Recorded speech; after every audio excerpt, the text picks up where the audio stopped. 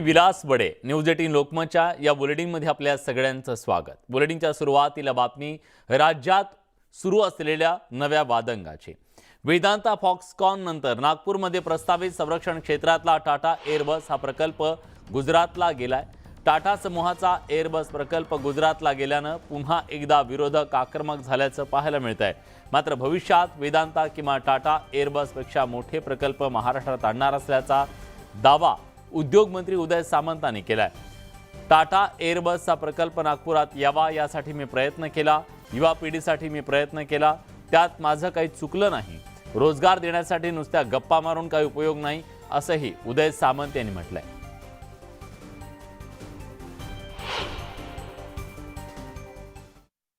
ज्यावेळी वस्तुस्थिती बघितली त्यावेळी 21 सप्टेंबर 2021 ला सेंट्रल गव्हर्नमेंट आणि संबंधित यंत्रणा यांचा एमओयू झालेला होता। आता एमओयू झाल्यानंतर एक अलिखित संकल्पना अशी आहे की ती जागा देखील फायनल झालेली आहे।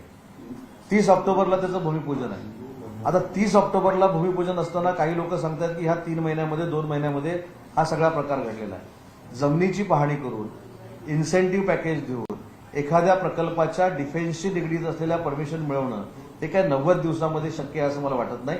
आणि म्हणून 1 वर्षापूर्वीच एअरबस हा प्रकल्प दुसऱ्या राज्यात जाण्याचा निर्णय हा झालेला होता। हे अनेकांनी देखील आपल्या माध्यमातून सांगितलेलं आहे की रायगडमध्ये 20,000 कोटी रुपयाचा एक फार मोठा प्रकल्प येतोय, जो त्याचं नाव पल्प पेपर प्रायव्हेट लिमिटेड अशा पद्धतीचा जो प्रकल्प आहे त्याचा एमओयू 8 महिन्यापूर्वी झाला होता। 8 महिन्यापूर्वी एमओयू झाल्यानंतर 1 महिन्याभरापूर्वी हे सगळे संचालक मला भेटायला आले आणि त्यांनी जी भूमिका माझ्याकडे मांडली ती मला आपल्यामार्फत जनतेपर्यंत पोहोचवायची आहे की कॅबिनेट सब कमिटीची मीटिंग जी मुख्यमंत्री महोदयांच्या अध्यक्षतेखाली असते ती 14 महिने होऊ शकली नव्हती। जे हायपॉवर कमिटीची मीटिंग घेऊ शकले नाहीत, जे कॅबिनेट सब कमिटीची मीटिंग घेऊ शकले नाहीत, ते पूर्वी गेलेला प्रकल्प आता गेला हा दाखवण्याचा जो प्रयत्न करतायत हे फार चुकीचं आहे। ह्याच्यातनं मला असं वाटत नाही की राजकीय फायदा होईल, परंतु आपण युवकांची दिशाभूल करतोय हे मात्र निश्चित झालेलं आहे। आणि मला आपल्याला देखील एक मी विनंतीच करायची आहे की ज्या पद्धतीचे स्टेटमेंट काही लोक देतात आणि त्याच्यावर आपण विश्वास ठेवतो किंवा अन्य सिनियर नेते मंडळी देखील विश्वास ठेवतात, त्याची शहानिशा करणं गरजेचं आहे। आणि वाईट झालं तर ते एकनाथजी शिंदेमुळे झालं, वाईट झालं ते देवेंद्रजींमुळे झालं आणि म्हणून उद्योगमंत्र्यांनी राजीनामा द्यावा अशा पद्धतीच्या ज्या काही भूमिका आहेत त्या कितपत राजकारणाला सोयीस्कर आहेत हे मला माहिती नाही। आणि म्हणून टीकेसाठी टीका करायची, जी माहिती कुठेही खात्यामध्ये अवेलेबल नाही अशा पद्धतीने ट्विटमध्ये आणायची, हे म्हणजे संभ्रम निर्माण करणं आहे। आणि संभ्रम निर्माण करण्यापलीकडे दुसरं कोणाच्या हातात काही शिल्लक न राहिल्यामुळे एक कलमी शिंदे आणि फडणवीसांना आरोपीच्या पिंजऱ्यामध्ये उभं करायचं, युवा पिढीमध्ये संभ्रम निर्माण करायचा हा उद्योग काही लोकांकडून सुरू आहे। विमान निर्मितीचा एअरबस प्रकल्प गुजरातमध्ये गेल्यानंतर राज्यात राजकीय वादंग सुरू आहे। दरम्यान हा एअरबसचा प्रकल्प नाशकात यावा यासाठी 2021 मध्येच पत्रव्यवहार केल्याचं राष्ट्रवादीचे नेते छगन भुजबळ यांनी म्हटलंय। तसंच हा प्रकल्प राज्याबाहेर कसा गेला असा सवाल त्यांनी उपस्थित केलाय। उपमुख्यमंत्री देवेंद्र फडणवीस यांच्या शब्दाला केंद्रात किंमत आहे, त्यामुळे त्यांनी राज्यात नवे प्रकल्प आणण्यासाठी प्रयत्न करावेत असा सल्लाही त्यांनी दिलाय।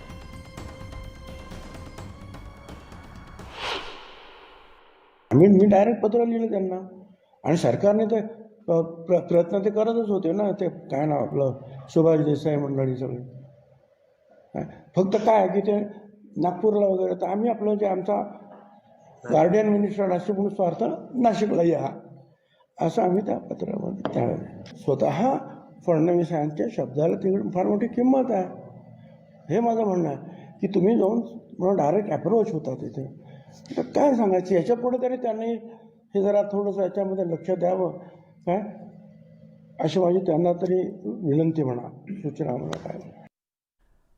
भारतीय हवाई दलासाठी C-295 वाहतूक विमान प्रकल्प गुजरातमध्ये गेल्यानं महाविकास आघाडीकडून टीका करण्यात येते। शिंदे फडणवीस सरकार राज्यात आल्यानंतर 4 मोठे प्रकल्प राज्यातून गेले अशी टीका युवा सेनेचे अध्यक्ष आदित्य ठाकरेंनी केली।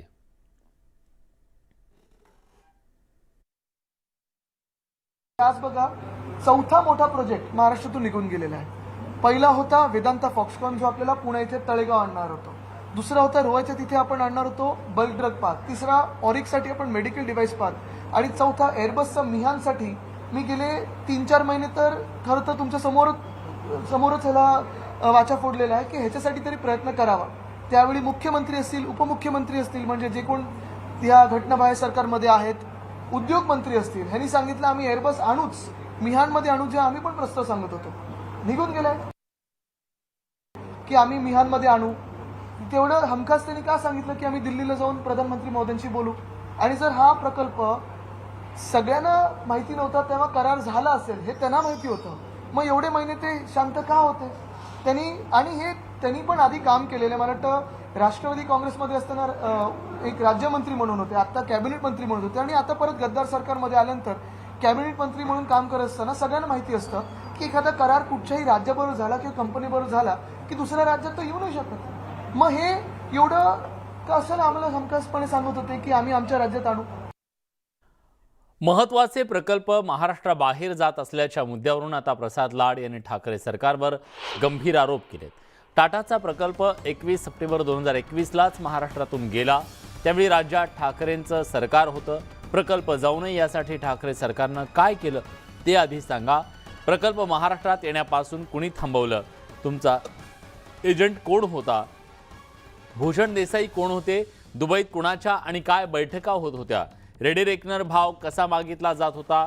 फाईल्स कशा फिरवल्या जात होत्या? याची आधी उत्तर द्या, असे गंभीर आरोप प्रसाद लाड यांनी केले. मला वाटतं की महाविकास आघाडीचे नेते ज्या पद्धतीमध्ये भारतीय जनता पार्टी आणि एकनाथ शिंदे सरकारवरती जी टीका करत आहेत, ही टीका अतिशय अयोग्य टीका आहे. कारण टाटा एअरबसचा प्रकल्प हा 21 सप्टेंबर 2021 रोजीच महाराष्ट्रातून गेला असं पत्र त्यांना दिलं. त्यानंतर अशा प्रकारचे आरोप करणं हे अतिशय अयोग्य आहे. त्यावेळी महाराष्ट्राचे उद्योगमंत्री कोण होते? सुभाष देसाई स्वतः उद्योगमंत्री होते. मुख्यमंत्री कोण होते? उद्धव ठाकरे मुख्यमंत्री होते. मग त्या 21 सप्टेंबर 2021 ते 30 जून 2022 पर्यंत त्या सरकारने निश्चितपणे काय केलं याचं उत्तर सर्वप्रथम सुभाष देसाईंनी दिलं पाहिजे. मला वाटतं की फॉक्सकॉन असेल, टाटा एअरबसचा प्रकल्प असेल, डीआरडीओचे येणारे मेक इन इंडियाचे प्रकल्प असतील, हे महाराष्ट्रात येण्यापासून कोणी थांबवले? त्यांचा एजंट कोण होता? भूषण देसाई कोण होते? कुठे बैठका होत होत्या? दुबईमध्ये काय बैठका होत होत्या? रेडी रेकनर भाव कसा मागितला जात होता? फायली कशा फिरत होत्या? याचं उत्तर देणं गरजेचं आहे. प्रसाद लाड यांनी काही गंभीर आरोप केले तुमच्यावर. कोण भूषण देसाई म्हणून एजंटचं नाव घेतलंय, तो काय करत होता? आणि तुमच्याकडे काही डॉक्युमेंट आहेत, ते सगळे प्रकल्प जर तुमच्या काळात आले म्हणतात तर प्रूफ काय असेल? नाही, मला वाटतं त्यांना एजंट बद्दल काही माहिती असेल. मला तरी मी एजंट बद्दल काही माहिती ठेवत नाही. प्रसादजींकडे काही माहिती ते त्यांचं मी त्यांच्याकडे बघत नाही जास्त. प्रसाद लाडनी गंभीर आरोप केले. सुभाष देसाई यांनी टक्केवारी मागितली आणि त्यामुळे अशा पद्धतीने. अच्छा, म्हणून आता सरकार बदलल्यानंतर पळून गेलेत का? आता सरकार त्यांचं, केंद्रात पण इथे पण सरकार त्यांचंच, आणि मग वरती आणि खालती हेच सरकार असताना एक इंजिन आमचं फेल का होतं महाराष्ट्राचं सतत? राज्य सरकारच्या निष्क्रियतेमुळेच हा प्रकल्प गुजरातमध्ये गेल्याचा आरोप माजी उद्योग मंत्री सुभाष देसाईंनी केलाय. माजी उद्योग मंत्री सुभाष देसाई आपल्याबरोबर, आपण त्यांच्याकडून जाणून घेऊया. सर, नेमकं सत्य काय आहे? हास्यास्पद अशा प्रकारचं हे विधान आहे की मागच्या वर्षीच हा प्रकल्प गेला होता. मग आज आपण कशाला इंटरव्ह्यू करतोय? आणि आज सगळ्या वर्तमानपत्रांनी जो मथळा दिलाय, अगदी 8 कॉलमचं बॅनर लाईन आहे की 22,000 कोटींचा एअरबस टाटा प्रकल्प गुजरातमध्ये गेला. मग ह्या बातम्या आज का आल्या? ही जी बातमीची जी काही वेळ आहे ही काही आम्ही ठरवली नाही. आता त्याचं भूमिपूजन होणार आहे असं कळतंय की पंतप्रधानांच्या हस्ते भूमिपूजन आहे येत्या काही दिवसांमध्ये. ही काय तारीख आम्ही दिली का महाविकास आघाडीने? तर हे काही योगायोग आहेत का, हा मला प्रश्न विचारायचा आहे त्यांना. की 3 प्रकल्प ह्या गेल्या 3 महिन्यामध्ये गेले. मुख्यमंत्री उद्धव बाळासाहेब ठाकरे हे असताना वर्षा बंगल्यावर आम्ही टाटा समूहाच्या अध्यक्षांना बोलावलं आणि एक चांगली चर्चा झाली, खूप चांगली सकारात्मक चर्चा झाली. आम्ही त्यांच्या ह्या प्रकल्पाबरोबरच म्हणजे एअरबसचा प्रकल्प आहे त्याच्याबरोबर आणखी 2 प्रकल्पांची त्यांच्याकडे मागणी केली, पाठपुरावा केला. ते एक प्रकल्प होता सौर ऊर्जेमध्ये टाटा ग्रुप मोठी गुंतवणूक करणार आहे भारतामध्ये, ती गुंतवणूक महाराष्ट्रात करा, आम्ही तुम्हाला अत्यंत उत्कृष्ट जमीन दाखवतो, मराठवाड्यामध्ये जास्तीत जास्त रेडिएशन होतं, सूर्यप्रकाश हा अधिक स्वच्छ, अधिक चांगला, अधिक जास्त काळ असतो, त्यामुळे तिथे जमिनी उपलब्ध आहेत, ते सगळं त्यांना दाखवलं. त्यानंतर सेमी कंडक्टर्स, चिप्स कम्प्युटर्सचे, ज्याची जगामध्ये आज तुटवडा आहे त्याची निर्मिती करण्यामध्ये टाटा समूहाला स्वारस्य आहे हे कळत असल्यामुळे आम्ही ती त्यांच्याकडे एक विनंती केली की हा प्रकल्प सेमी कंडक्टरचा महाराष्ट्रात करा. महाराष्ट्रात कुशल मनुष्यबळ आहे. व्हिडिओ जर्नलिस्ट नवनाथ कोंडेकरचा, प्रणाली कापसे, न्यूज 18 लोकमत, मुंबई. यानंतर बातमी आणखीन एका वादाची. आमदार रवी राणा आणि बच्चू कडूंमधला वाद शमायचं नाव घेत नाहीये. आता राणांच्या विरोधात बच्चू कडूंनी अधिक आक्रमक पवित्रा घेतलाय. गुवाहाटीत खोके घेतल्याचा आरोप रवी राणांनी सिद्ध करावा असं आव्हान बच्चू कडूंनी दिलंय. रवी राणांविरोधात 50 कोटींचा मानहानीचा दावा करणार असल्याचंही त्यांनी सांगितलंय. माजी मंत्री आणि आमदार बच्चूभाऊ कडू आपल्यासोबत आहे. बच्चूभाऊ, मला सांगा, सध्या तुमचा दोघांतला वाद जो आहे हा विकोपाला गेलेला आहे. तुम्ही 1 तारखेला अल्टिमेट दिलेला आहे, तुम्ही त्यांना कोर्टातसुद्धा खिचणार आहे. काय नेमकी तयारी? वाद दोघांचा नाही आहे, 50 आमदारावर प्रश्नचिन्ह आहे. खुद मुख्यमंत्री साहेब आणि आमचे उपमुख्यमंत्री यांच्यावर सुद्धा हा आरोप होत आहे. जरी मला आरोपी बदनाम करण्याचा प्रयत्न केला, पण त्याचे परिणाम आता यांच्या सगळ्यावर आहे. पैसे घेतले तर कोण दिले ते सांगितलं पाहिजे राणानं. का यांनी पैसे दिले? एकनाथजी शिंदेने 20 कोटी रुपये दिले, देवेंद्रजीनं 30 कोटी रुपये दिले, सांगायला पाहिजे ना. आणि मग मी एकटा आरोपी नाही आहे याच्यामध्ये. बरोबर आहे. मग सरकारच, ज्यांनी मेहनत घेतली, ज्यांनी त्याग केला, बदनामी सहन केली, त्या 50 आमदाराला तुम्ही आरोपीच्या पिंजऱ्यात उभं केलं आहे. तुम्ही मुख्यमंत्री आणि उपमुख्यमंत्र्यांना सुद्धा या संदर्भात नोटीस देणार असे बोलले. काय हां, नेमकं देणार. शेवटी मी तेच, माझ्या अस्तित्वाचा प्रश्न आहे म्हणून मी त्यांना विचारणार आहोत की तुम्ही किती पैसे दिले असेल ते सांगा, नाही दिले असेल तर ते सांगा. तुम्ही राणांना या संदर्भात काही कोर्टाची नोटीस पाठवणार आहात? काही मानहानीत दावा दाखल करणार? उद्या दाखल करणार आहोत. किती कोटीचा राहणार आहे? 50 कोटीचा. भाऊ, मला सांगा, तुम्ही या संदर्भात काही मंत्रिमंडळातून बाहेर पडण्याच्या किंवा पाठिंबा बाहेर काढण्याच्या काही हे केलेलं आहे का? सरकारवर आमचा आरोप नाही आहे, रवी राणावर आहे, आणि त्याच्यानं सरकारवरून बाहेर निघण्याचा प्रश्नच येत नाही. निश्चितच तर हे होते आमदार बच्चू कडू. सरकारला अल्टिमेटम दिलेलं नाही आहे, तर राणांना अल्टिमेटम दिलेलं आहे. त्यामुळं काही बातम्या ज्या चुकीच्या येत असल्याचा जो आरोप आहे तो आमदार बच्चू कडू यांनी केलेला आहे. व्हिडिओ सागरचा संजय शेंडे, न्यूज 18 लोकमत, अमरावती. बच्चू कडूंची प्रहार संघटना रवी राणा यांच्या विरोधात आता आक्रमक झाली आहे. औरंगाबादमध्ये प्रहारकडून रवी राणा यांच्या विरोधात जोरदार आंदोलन करण्यात आलं. रवी राणा यांच्या पुतळ्याला, पोस्टरला जोडे मारण्यात आले. रवी राणा यांच्या प्रतिमेला काळं फासण्यात आलं. पुरावे द्या, नाहीतर माफी मागा, अशी प्रहार संघटनेच्या कार्यकर्त्यांनी मागणी केली आहे.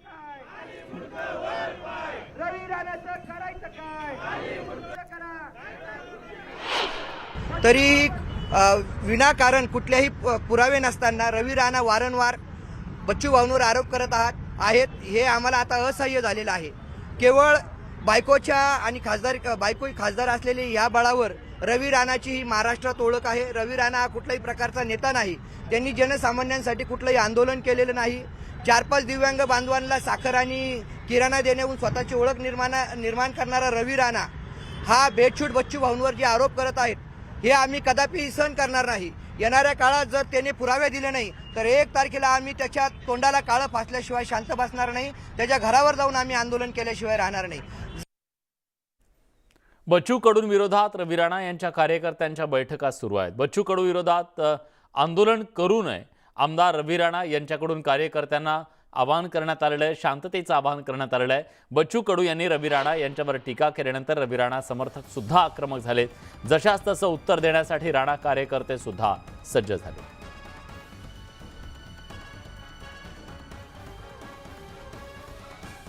तर रवी राणा आणि बच्चू कडू या 2 नेत्यांमधला हा जो राजकीय संघर्ष आहे तो कार्यकर्त्यांच्या माध्यमातून रस्त्यावरचा संघर्ष ठरू शकतो आणि त्यामुळे रवी राणा यांनी आता काहीशी सबुरीची भूमिका घेतलेली आहे आणि बच्चू कडू यांच्या विरोधात रस्त्यावरची आंदोलनं करू नयेत, कार्यकर्त्यांनी शांत राहावं असं आवाहन त्यांनी केलं. दरम्यान आमदार बच्चू कडूंच्या विरोधात अदखलपात्र गुन्हा दाखल करण्यात आलाय. महिलांसंदर्भात अपशब्द वापरल्याचा आरोप त्यांच्यावर करण्यात आला होता. यानंतर महिला मुक्ती मोर्चाकडून त्यांच्या विरोधात तक्रार दाखल करण्यात आली. दरम्यान या तक्रारीनंतर आता कडून विरोधात अदखलपात्र गुन्हा नोंदवण्यात आलाय. रविभाऊ राणाच्या आईवरती जे काही वक्तव्य बच्चूभाऊ कडू यांनी केलं त्यांच्यावरती खूप मोठी कठोर कारवाई व्हायला पाहिजे. आम्ही साहेबांकडे आलो, साहेबांनी 501चा गुन्हा दाखल केलेला आहे.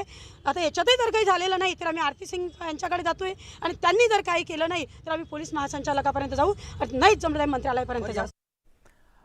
आमदार रवी राणा आणि आमदार बच्चू कडू यांनी आपापसातले हेवेदावे सोडून सामोपचारानं मार्ग काढावा अशी विनंती कृषी मंत्री अब्दुल सत्तार यांनी केली आहे. दुसरीकडे गिरीश महाजन यांनीही कडू आणि राणा यांनी समोपचारानं मार्ग काढावा असा सल्ला दिलाय.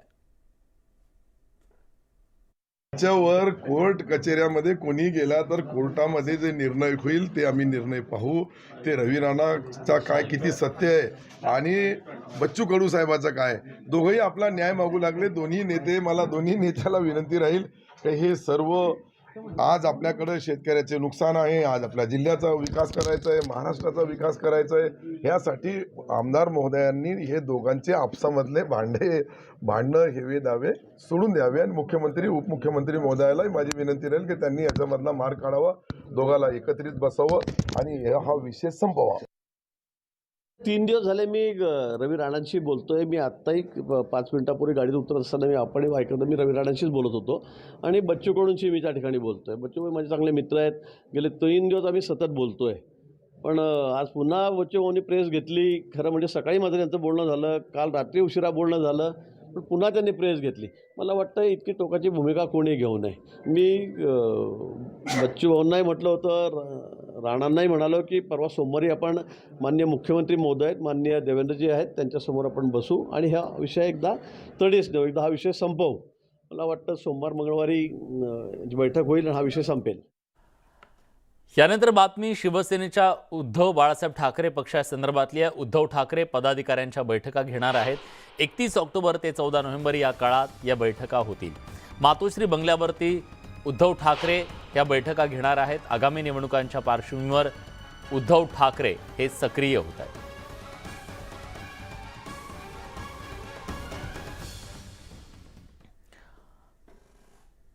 या सगळ्याबद्दल अधिक तपशीलवार माहिती देण्यासाठी उदय जाधव आपले प्रतिनिधी आता आपल्यासोबत आहेत. उदय, पुन्हा एकदा ऊर्जित अवस्था पक्षाला देण्यासाठी उद्धव ठाकरे यांच्या माध्यमातून बैठकांचं हे जे सत्र चालवलं जाईल ते किती महत्त्वाचं असेल, किती त्याच्यामध्ये यश येईल? शिवसेना उद्धव बाळासाहेब ठाकरे या पक्षासाठी या बैठका अत्यंत महत्त्वाच्या असणार आहे. एकापाठोपाठ एक बैठकांचं सत्र सलग 15 दिवस सुरू राहणार आहे. 31 ऑक्टोबर ते 14 नोव्हेंबरपर्यंत या बैठका मातोश्रीवरती होणार आहे. शिवसेना पक्षप्रमुख उद्धव ठाकरे यांच्या उपस्थितीमध्ये सर्व लोकसभा मतदारसंघातील जे शिवसेनेचे प्रमुख पदाधिकारी आहेत, जिल्हा प्रमुख आहेत, जिल्हा संपर्क प्रमुख आहेत, त्याचबरोबर प्रमुख तालुका प्रमुख असतील, हे सगळेजण या बैठकींना उपस्थित राहणार आहेत. त्याचबरोबर जे विद्यमान खासदार असतील आणि त्याचबरोबर जे पराभूत झालेले खासदार असतील ते देखील या बैठकीला उपस्थित राहणार आहेत. आपल्या सर्वांना कल्पना आहे की शिवसेना फुटलेली आहे आणि दोन गट जे 2 पक्ष जे आहेत ते शिवसेनेचे झालेले. शिवसेना उद्धव बाळासाहेब ठाकरे आणि बाळासाहेबांची शिवसेना असे हे 2 पक्ष आहेत आणि दोन्ही पक्षांचं जर आपण मूल्यमापन केलं तर शिवसेना उद्धव बाळासाहेब ठाकरे या पक्षाकडे आता 6 खासदार आहेत, तर बाळासाहेबांची शिवसेना या पक्षाकडे एकूण 12 खासदार आहेत. त्यामुळे जे बाळासाहेबांची शिवसेना पक्षातील जे खासदार आहेत त्या खासदारांच्या देखील मतदारसंघामध्ये जे शिवसेनेचे पदाधिकारी आहेत त्यांची देखील बैठक मातोश्रीवरती होणार आहे. त्यामुळे एकूणच आता जी लढाई सुरू झालेली आहे ती 2024च्या लोकसभा निवडणुकीची तयारी सुरू झालेली आहे आणि त्याच अनुषंगाने आतापासूनच शिवसेना उद्धव बाळासाहेब ठाकरे हा पक्ष जो आहे तो कामाला लागलेला आहे. त्यानुसार तळागाळातील पदाधिकाऱ्यांना मातोश्रीवरती बोलावणं सुरू झालेलं आहे आणि दर दिवशी 2 मतदारसंघातील ही महत्वाची बैठक जी आहे ती मातोश्रीवरती होणार आहे. अशा सलग 15 दिवस बैठका ज्या आहेत त्या सुरू राहणार आहेत आणि या बैठकांमधूनच एकूणच 2024च्या तयारीची जी आहे सुरुवात ती केली जाणार असल्याची माहिती मिळते आहे. धन्यवाद उदय, तुम्ही दिलेल्या सगळ्या सविस्तर माहितीबद्दल. यानंतर बातमी दिवाळीनंतरच्या भाऊबीजेची आहे. राज्यात सध्या राजकीय भाऊबीजेचा माहोल पाहायला मिळतोय. किशोरी पेडणेकरांनी भाऊबीजेच्या दिवशी सोमय्या माझे भाऊ असून मती जाग्यावर ठेवून मातीसाठी काहीतरी करा असा सल्ला त्याने दिला. त्याला प्रत्युत्तर देताना सोमय्यांनी किशोरीताई पेडणेकर यांनी जे गरिबांचे गाडे ढापले असून त्याने ते गाडे भाऊबीजेची भेट म्हणून परत करावेत असा टोमणा मारला. किरीट भाव आहे, आजही आहे आणि त्यांचं काम ते त्यांच्या पक्षाच्या अजेंड्याप्रमाणे चोख बजावतात. त्यामुळे त्यांचा ठीक आहे, तो भाव आहे. आणि हे बाकीचे जे पक्ष बंधू आपण म्हणतो ना, गुरुबंधू, मोह बोला भाऊ, तसे भाऊ आहेत. ठीक आहे, सगळ्यांना अभिष्ट चिंतन तर करतेच, पण त्याबरोबर मती जाग्यावर ठेवून काहीतरी मातीसाठी करा, खाऊ नका. पेडणेकरांनी जे गरिबांचे गाळे ढापले ते त्यांनी भाऊबीज निमित्त परत करावे. मुख्यमंत्र्यांनी बोललो, एतारेला मी पत्र पाठवलं आहे. वरळी गोमाता जनतामध्ये किशोरीताई पेडणेकर परिवाराने अर्धे डझन गाळे झोपडपट्टीवासियांच्या नावाने ढापले आहे. ब्रेकनंतर तुमचं पुन्हा एकदा स्वागत. शिवसेना ठाकरे गटाचं मुखपत्र असलेल्या सामनातून विरोधकांवर नेहमीच हल्लाबोल केला जातो. मात्र आजच्या सामनातल्या अग्रलेखातून उपमुख्यमंत्री देवेंद्र फडणवीस यांना कटुता संपवण्याचं आवाहन करण्यात आलंय. महाराष्ट्राची एकोप्याची परंपरा कायम राहावी या फडणवीसांच्या मताशी आम्ही सहमत आहोत. तुमच्या मनात आलंच आहे तर कटुता संपवण्याचा विडा उचलाच असं आवाहन त्यांनी सामनातून केलंय. भाजपनं अग्रलेखावरून टोला लगावलाय. सामनातून पहिल्यांदाच सत्य लिहिण्यात आलं अशी बोचरी टीका आमदार प्रसाद लाड यांनी केली.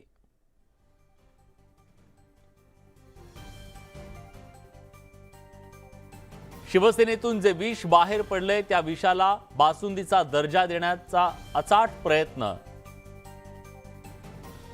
सुरू आहे आणि त्यामुळे कटुतेची धार कशी कमी होणार हा सवाल सामनातून विचारण्यात आला. महाराष्ट्राचं राजकीय वातावरण साफ नसल्याची जाणीव श्री फडणवीस यांना झाली, हे काय कमी झालं? महाराष्ट्राची एकोप्याची परंपरा कायम राहावी या फडणवीसांच्या मताशी आम्ही सहमत आहोत. तुमच्या मनात आलंच आहे तर कटुता संपवण्याचा विडा उचलाच, लागा कामाला अशा शब्दात त्यांनी आवाहन केलंय आणि चिमटे काढले.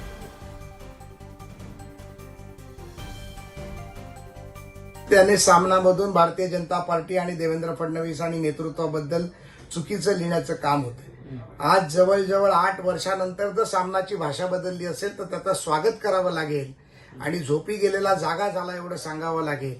पण निश्चितपणे एक गोष्ट सांगू इच्छितो की भाषा जरी बदलली तरी माणसाचं कर्तृत्व कधी बदलत नसतं.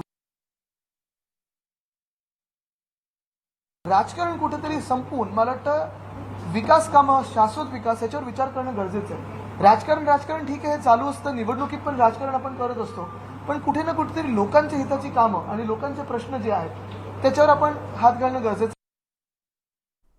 उद्धव ठाकरे पक्षाच्या अंधेरी पूर्व इथल्या उमेदवार ऋतुजा लटके यांच्या अपक्ष उमेदवारच्या संदर्भातली बातमी आपल्याला बघायची आहे. पण बातमी आहे ती म्हणजे अब्दुल सत्तार यांच्या संदर्भातली.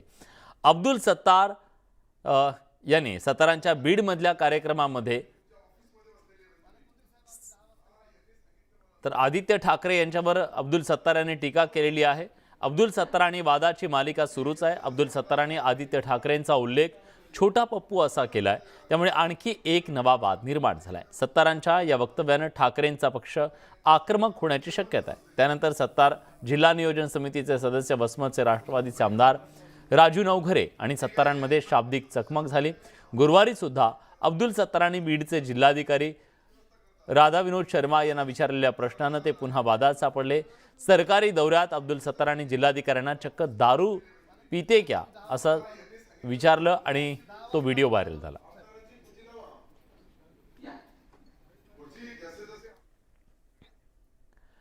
आदित्य ठाकरे कोण छोटा पप्पू असं वादग्रस्त विधान केलं अब्दुल सत्तार यांनी.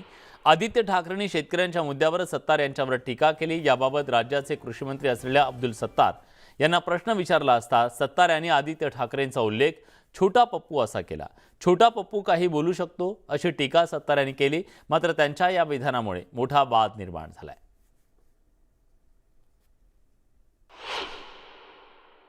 अरे बाबा, आदित्य ठाकरे कोण? छोटा पप्पू? अच्छा अच्छा, छोटा पप्पू काही बोलू शकतो. त्याच्याबद्दल मला आश्चर्य वाटतं का मी जे बोलू लागलो तुम्ही एक लक्षात घ्या. त्यांनी सांगितलं का हे बांधापर्यंत जाऊन टाइमपास करू लागले.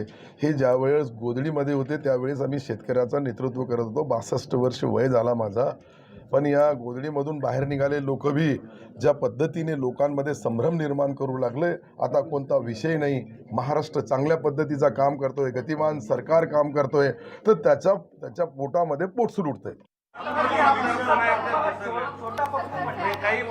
ठीक आहे ना, पण मी त्यांच्याबरोबर बसत नाही आणि जिल्हाधिकाऱ्यांनी त्यांनी जे विचारलं ते कदाचित मी करत नाही म्हणून त्यांना वाईट होत असेल. पण तुम्ही बघा, काल खाती वाटप वेगळा झालेलं आहे, रिशफल झालेलं आहे. काल उद्योगमंत्र्यांनी शेतीबद्दल ट्विट केलेलं आहे, कृषी मंत्र्यांनी एक्साईजच्या विषयाला हात घातलेला आहे, आणि कृषी मंत्री कोण आहेत हे जेव्हा मी शेतकऱ्यांना विचारलं तेव्हा बिचाऱ्यांना माहिती नव्हतं की कृषी मंत्री कोण आहेत, कारण बांधावर कोणी आलं नाही. उद्योजकांना उद्योग मंत्री कोण आहेत हे माहिती नाही. आणि अशा परिस्थितीत महाराष्ट्र चाललाय कुठे नेमका, हा विषय महत्वाचा आहे. असो, सत्तारांच्या बीडमधील जिल्हाधिकाऱ्यांशी झालेल्या संवादावरून अंबादास दानवेंनी त्यांचा राजीनामा मागितलाय. यावर कृषीमंत्री अब्दुल सत्तार म्हणाले की हा काही फार मोठा विषय आहे का? काही लोकांना विरोधी पक्षनेता कसा असतो याची जाणीव नाहीये, असा टोला अंबादास दानवेंना लगावलाय. परंतु हे बोलताना कृषीमंत्री अब्दुल सत्तार यांनी अंबादास दानवे यांचा आंब्या शब्द उच्चारला.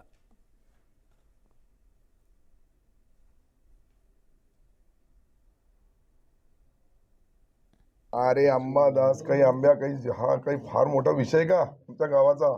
मला माहित आहे काही लोकांना विरोधी पक्ष नेता हा कसा असतो याची जाणीव नाहीये. आता 5-50 लोक आपण बसलो आणि एखाद्याला चहा घ्या, त्यांनी सांगितलं चहा नाही घेतला, तुम्ही लगेच दुसरा पिता का, तर त्याचं काय वाईट वाटत आहे? उद्धव ठाकरे पक्षाच्या अंधेरी पूर्व इथल्या उमेदवार ऋतुजा लटके यांच्यावर अपक्ष उमेदवार मिलिंद कांबळे यांनी गंभीर आरोप केलाय. अंधेरी पूर्वच्या पोटनिवडणुकीत अपक्ष उमेदवारांवर माघार घेण्यासाठी दबाव आणला जात होता, असा दावा अपक्ष उमेदवार मिलिंद कांबळेंनी केलाय. मिलिंद कांबळेंनी निवडणूक आयोगाला एक पत्र लिहून तक्रार दाखल केली आहे. ऋतुजा लटके यांच्यासोबत असलेले सहकारी मला धमकी देत होते, असा खळबळजनक दावा कांबळेंनी केलाय. मी भारताच्या निवडणूक आयोगाला तक्रार दिलेली आहे की जो काही दबावगट निर्माण करण्यात आलेला आहे माघार घेण्यासंदर्भात आणि बिनविरोध निवडणूक लावण्यासंदर्भात, तर त्या विरोधात मी भारताच्या निवडणूक आयोगाला लेखी तक्रार दाखल केलेली आहे. आणि त्या लेखी तक्रारीवरती 7 दिवस मला आता थांबणे आहे आणि 7 दिवसाच्या नंतर निवडणूक आयोग त्या तक्रारीवरती काय कारवाई करतो हे मला बघायचं आहे. आणि आता महाराष्ट्रात सुद्धा मराठीतून वैद्यकीय शिक्षण घेण्याची सुविधा उपलब्ध करून दिली जाणार आहे. याबाबतची मोठी माहिती वैद्यकीय शिक्षण मंत्री गिरीश महाजनांनी दिली आहे. त्यामुळे आता ग्रामीण भागातील विद्यार्थ्यांना मराठी भाषेत वैद्यकीय शिक्षण घेणं सोपं होणार आहे. 2023 या शैक्षणिक वर्षापासून ही सुविधा उपलब्ध असेल. MBBS सह आयुर्वेद, होमिओपॅथी, दंतचिकित्सा, नर्सिंग, फिजिओथेरपी यासारखे अभ्यासक्रम विद्यार्थ्यांना मराठीतून उपलब्ध करून दिले जाणार आहे.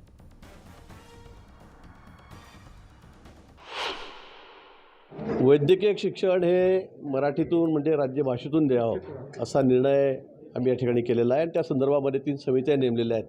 ते आपापलं काम त्या ठिकाणी करतायत आणि तज्ज्ञ डॉक्टर आहेत, काही मराठी वाङ्मयातले लोक आहेत आणि काही डॉक्टर्स अजून आहेत, काही लोकांच्या काही सूचना असतील, या सगळ्या घेऊन एकत्रितपणे घेऊन आम्ही हा विचार या ठिकाणी केलेला आहे. आणि हे ऐच्छिक आहे, शिक्षण इंग्रजीतच राहील पण ते समजण्यासाठी सोपं जावं म्हणून मराठीतून त्याचा अनुवाद आपण त्या ठिकाणी करणार आहोत. हे राज्य सरकारच्या माध्यमातून होत आहे. मुख्यमंत्री एकनाथ शिंदे हे शनिवार 29 ऑक्टोबरला नंदुरबार जिल्ह्याच्या दौऱ्यावर आहे. मुख्यमंत्री झाल्यानंतर त्यांचा हा पहिला राज्यव्यापी दौरा नंदुरबारमधून सुरू होतोय. नंदुरबारनंतर ते धुळ्याच्या दौऱ्यावर असतील. नंदुरबारमध्ये त्यांचा दौऱ्याचा कार्यक्रम कसा असेल आपण एक नजर टाकूयात ग्राफिक्सच्या माध्यमातून. सकाळी 10:40 पोलीस कवायत मैदान इथं नंदुरबार इथल्या हेलिपॅड इथं त्यांचं आगमन होईल. सकाळी 11:15 वाजता नंदुरबार पोलीस कवायत मैदान इथं आगमन, मानवंदना आणि स्वागत. 11 वाजता नंदुरबार नगर परिषद नूतन प्रशासकीय इमारतीचं उद्घाटन त्यांच्या हस्ते होणार आहे. सकाळी 11:20 मोटारीनं ते छत्रपती शिवाजी महाराज नाट्य मंदिराकडे प्रस्थान करतील. 11:30 वाजता सत्कार, मानपत्र व मान्यवरांचं मनोगत समारंभ कार्यक्रमाला ते उपस्थिती लावतील. दुपारी 12:15 वाजता माजी आमदार चंद्रकांत रघुवंशी यांच्या फार्म हाऊसकडे प्रस्थान करतील. दुपारी 1:15 वाजता गजमल तुळशीराम पाटील मैदानाकडे प्रस्थान करतील. दुपारी 1:30 वाजता जाहीर सभेला ते उपस्थिती लावतील. दुपारी 3 वाजता महाविद्यालय मैदान इथून मोटारीनं पोलीस कवायत मैदानाकडे प्रयाण करतील. दुपारी 3:15 वाजता पोलीस कवायत मैदान इथं आगमन आणि तिथून हेलिकॉप्टरनं धुळ्याकडे प्रस्थान करतील.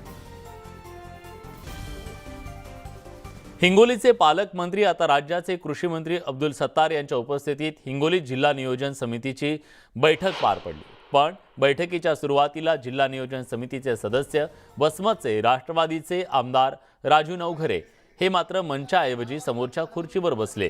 त्यांना बसण्यासाठी खुर्ची लावलेली नव्हती. यावरून आमदार नवघरे आणि मंत्री अब्दुल सत्तार यांच्या शाब्दिक चकमक झाली. आमदार नवघरे यांनी याविषयी विचारला असता पालकमंत्री अब्दुल सत्तार म्हणाले की तुम्ही उशिरा आले.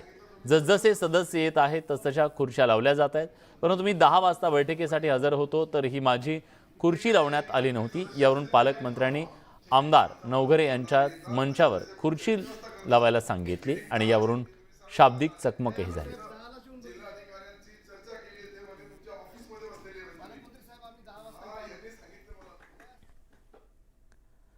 जळगावात शिंदे गटानं राष्ट्रवादी काँग्रेसचे नेते एकनाथ खडसेंना जोरदार धक्का दिलाय. राष्ट्रवादीचे नेते एकनाथ खडसेंच्या बाले किल्ल्यातले राष्ट्रवादीचे पदाधिकारी यांनी मंत्री गुलाबराव पाटील यांच्या उपस्थितीत शिंदे गटात प्रवेश केलाय. त्यानंतर मंत्री गुलाबराव पाटील यांनी एकनाथ खडसेंना टोला लगावलाय.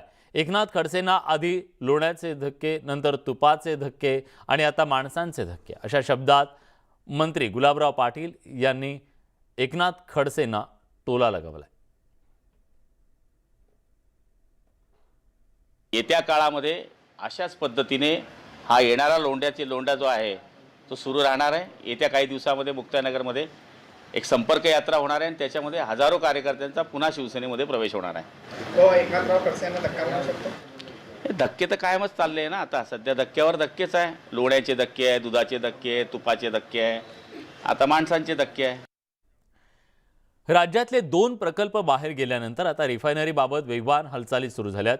उद्योग मंत्री उदय सामंत यांचे मोठे बंधू आता त्यांच्या समर्थनार्थ मैदानात उतरणार आहेत. किरण सामंत आता रिफायनरी समर्थनार्थ भूमिका घेणार आहेत. प्रकल्पाला असलेला विरोध, ग्रामस्थांची असलेली नाराजी यासाठी आता किरण सामंत यांनी पुढाकार घेतलाय. किंगमेकर म्हणून किरण सामंत यांची रत्नागिरी जिल्ह्यातल्या राजकारणात ओळख आहे.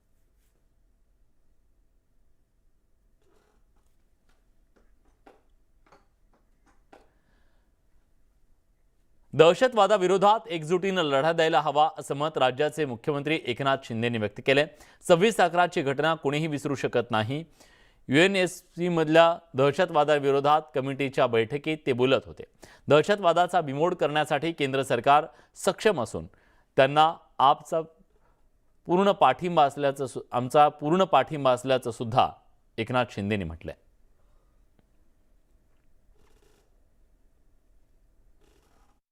आपल्या देशाचे गृहमंत्री देखील अमित भाई शहा हे आपल्या आदरणीय प्रधानमंत्री मोदीजींच्या मार्गदर्शनाखाली त्यांनी देखील एक बैठक महत्त्वाची घेतलेली आहे.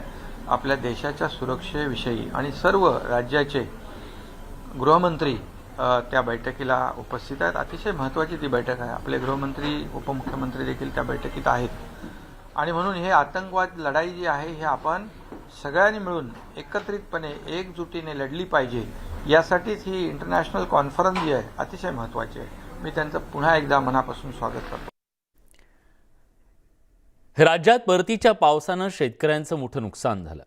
त्यामुळे शेतकरी चिंतेत असल्याचं विरोधी पक्षनेते अजित पवार यांनी म्हटलंय. राज्य सरकारनं शेतकऱ्यांचा विचार करावा आणि राज्यात ओला दुष्काळ जाहीर करावा अशी मागणी अजित पवारांनी केली आहे. दरम्यान 4 आणि 5 तारखेला राष्ट्रवादीचं चिंतन शिबिर आयोजित करण्यात आल्याचंही अजित पवारांनी सांगितलं. या शिबिराला राष्ट्रवादीचे अध्यक्ष शरद पवार संबोधित करणार आहेत.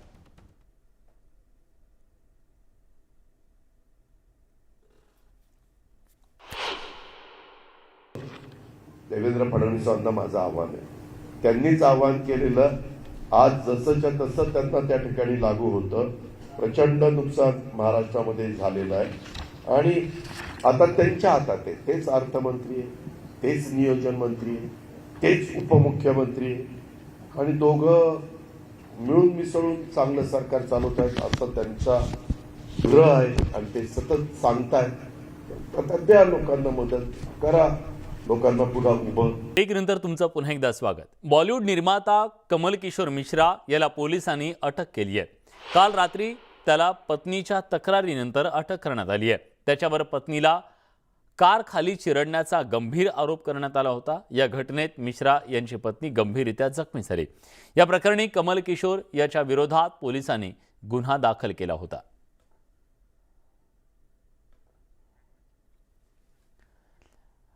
औरंगाबादच्या चिखलठाणा MIDC भागातल्या नारेगाव परिसरात गेल्या काही दिवसांपासून अवैधरित्या दारू विक्री केली जाते. शहरातल्या नारेगावमध्ये किराणा दुकानाच्या बाहेर दारू विक्री केली जात असल्याचं या व्हिडिओतून पाहायला मिळतंय. नागरिकांनी पोलीस आयुक्त कार्यालयात याबाबत तक्रार दाखल करून देखील पोलिसांकडून कोणतीही कारवाई करण्यात आली नाही. त्यामुळे तक्रारदारानं या भागात होत असलेल्या अवैधरित्या दारू विक्री करणाऱ्या लोकांचं स्टिंग ऑपरेशन केलं.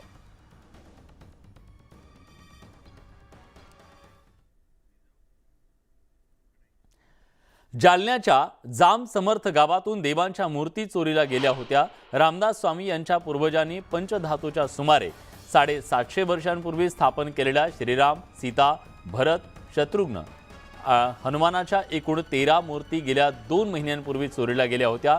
या प्रकरणी स्थानिक गुन्हे शाखेनं कर्नाटकमधून 2 संशयितांना ताब्यात घेतलंय. त्यामुळे आता मूर्ती चोरी प्रकरणाचा छडा लागलाय असं म्हणावं लागेल.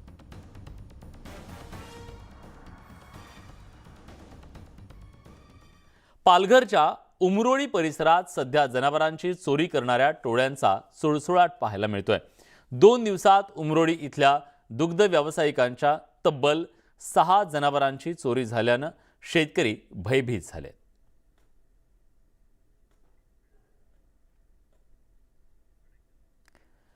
अकोला जिल्ह्याच्या चांदणी पोलिसांनी दीपक उर्फ सागर गणेश बोरले या 19 वर्षीय कथित महाराजावर गुन्हा दाखल केलाय. या भोंदूबाबानं प्रशांत मेसरे या मृत युवकाला जिवंत केल्याचं भासवत लोकांमध्ये अंधश्रद्धा पसरवली.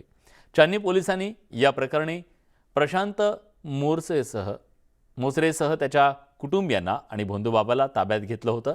24 तासाच्या चौकशीनंतर पोलिसांनी सागर बोरले या बाबावर अंधश्रद्धा निर्मूलन कायद्याअंतर्गत गुन्हा दाखल केलाय.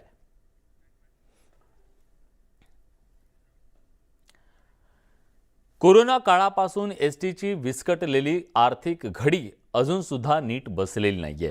त्यामुळे गेल्या 2.5 वर्षात एसटी महामंडळाची विविध कंपन्या आणि संस्थांना तब्बल 2,500 कोटींची देणी बाकी आहे.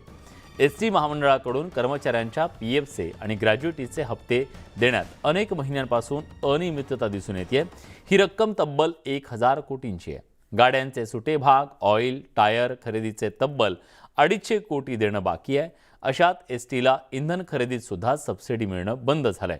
बऱ्याच काळापासून एसटी तोट्यात आहे. यातून बाहेर काढण्यासाठी प्रयत्न सुरू असले तरी दरवर्षी हा तोटा वाढत चाललाय. त्यामुळे आता एसटी बाबत मोठे निर्णय घेण्याची गरज निर्माण झाली आहे. तेलंगणातल्या मेडिगट्टा सिंचन प्रकल्पाविरोधात गडचिरोलीच्या सिरोंचा तालुक्यातले शेतकरी आक्रमक झालेत. प्रकल्पग्रस्त भागातील भूसंपादन अजूनही पूर्ण झालेलं नाहीये. त्यामुळे अतिवृष्टीनंतर धरण क्षेत्रातल्या पिकांना मोठा फटका बसला. या विरोधात स्थानिक शेतकऱ्यांनी तहसील कार्यालयाच्या बाहेर आंदोलन केलं. उर्वरित भूसंपादन तात्काळ पूर्ण करावं, अन्यथा शेकडो शेतकरी उपोषणाला बसतील असा इशारा सुद्धा यावेळी देण्यात आला. या मेडिगड्डा प्रकल्प संबंधित आपण या सिरोंचा तालुक्याला भेट देण्यात यावी आणि इथला समस्या जाणून घेण्यात यावी आणि आम्हाला या भूसंपादन प्रक्रियेअंतर्गत मंजूर झालेले शेतजमिनीचा या भूसंपादन अंतर्गत ना करता सरळ थेट खरेदीप्रमाणे एकरी 20 लाख रुपये प्रमाणे मोबदला मिळवून देण्यात यावी अशी आपल्याला विनंती करतो. आणि आपण सिरोंचा तालुक्याला नक्कीच दौरा करा अशी विनंती करतो. श्री विठ्ठल रुक्मिणी भाविकांना दर्शन देण्यासाठी आता 24 तास उभे असणार आहे. या काळात देवाचं राजोपचार बंद असणार आहेत. कार्तिकी एकादशी 4 नोव्हेंबर रोजी आहे. यापूर्वी देवाचे नवरात्र सुरू होते. आजपासून प्रक्षाळ पूजेपर्यंत देवाचे राजोपचार बंद असतात. या काळात पहाटेची नित्यपूजा, नैवेद्य आणि लिंबू पाणी इतकेच उपचार सुरू असतात. ब ज्ञानेश्वर महाराज जळगावकर आहेत, त्यांच्याकडनं जाणून घेऊया की काय नक्की बदल होतो, कशा पद्धतीने इथून पुढचे नित्योपचार असतात. काय सांगाल महाराज, काय असतात बदल? आषाढी कार्तिकी विसरू नका मज, सांगत असे गुज पांडुरंग. या न्यायाने भगवान परमात्मा आपल्या भक्ताच्यासाठी वाट पाहे उभा भेटीची आवडी. या हेतूने प्रथेनुसार मंदिराच्या एक चांगला दिवस, चांगला मुहूर्त बघून त्या दिवशी देवाचा पलंग आषाढी कार्तिकी यात्रेच्या पूर्वी काढला जातो. ब्रेकनंतर तुमचं पुन्हा एकदा स्वागत. देशभरातील सर्व राज्याच्या गृहमंत्र्यांच्या चिंतन शिबिरात पंतप्रधान मोदींनी देशभरातील सर्व पोलिसांना एकसारखा गणवेश असावा असा सल्ला दिला. असं झाल्यास देशातला कोणताही नागरिक कुठेही गेला तरी तो पोलिसांना सहज ओळखू शकेल असं मोदी म्हणाले. पोलिसांचा गणवेश एकच असला तरी त्या राज्याचा एक टॅग असू शकतो. त्यामुळे ते कुठल्या राज्यातले पोलीस आहेत याची माहिती मिळेल. एक देश एक गणवेश, यामुळे देशभरात पोलिसांची एक ओळख राहील अशी कल्पना पंतप्रधान मोदींनी सुचवली आहे. त्याचबरोबर 2 राज्यातील तपास यंत्रणांमध्ये समन्वय असणं अतिशय गरजेचं असून गुन्ह्याचा शोध लावताना राजकीय कुरघोडी अयोग्य असल्याचं म्हणत पंतप्रधान नरेंद्र मोदींनी खडे बोल सुनावले. जैसे आज देश में one nation one ration card की व्यवस्था बनी है, one nation one mobility card की व्यवस्था हो रही है, वन नेशन वन ग्रिड बना है, one nation one sine language बनी है, वैसे ही पुलिस की वर्दी को भी लेकर भी ऐसी कोई अप्रोच अपनाई जा सकती है. क्या हमारे राज्य मिल बैठ करके, इससे बहुत लाभ होंगे. एक तो क्वालिटी मटेरियल प्रोडक्ट होगा क्योंकि मास स्केल पर होगा. कैप होगी तो करोड़ों में कैप की जरूरत पड़ेगी. बेल्ट चाहिए तो करोड़ों में चाहिएगा. और देश का कोई भी नागरिक कहीं पर भी जाएगा, देखते ही उसको पता चले हाँ ये पुलिस वाला है.